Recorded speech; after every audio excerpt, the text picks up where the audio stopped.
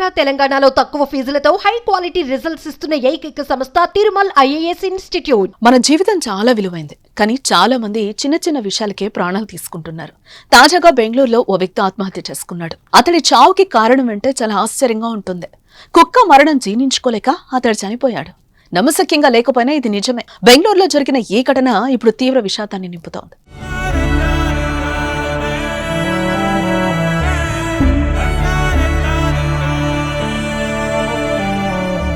ప్రతి ఒక్కరు తమ ఇంట్లో జంతువులను ఆప్యాయంగా చూసుకుంటారు, ప్రేమగా పెంచుతారు. వాటితో విడదీయరాని బంధం ఏర్పడుతుంది.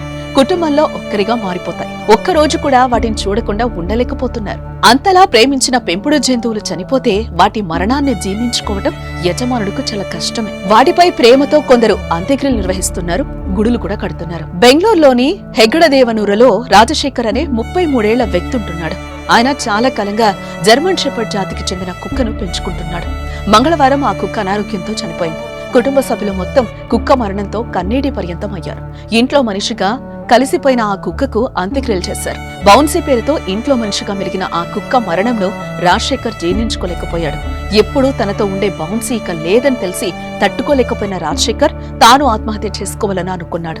బౌన్సీ అంత్యక్రియలు పూర్తి చేసిన కుటుంబ సభ్యులతో పాటు రాజశేఖర్ ఇంటికొచ్చాడు. వచ్చిన తర్వాత కొద్దిసేపటికే బౌన్సీకి ఉపయోగించిన చైన్ తో ఉరి వేసుకుని ప్రాణం తీసుకున్నాడు. రాజశేఖర్ చేసిన పనికి ప్రతి ఒక్కరూ తప్పుపడుతున్నారు. జంతువులను ప్రేమించాలి తప్ప ఇలా ప్రాణాలు తీసుకోవడం ఎంత మాత్రం కరెక్ట్ కాదని అభిప్రాయం వ్యక్తం చేస్తున్నారు.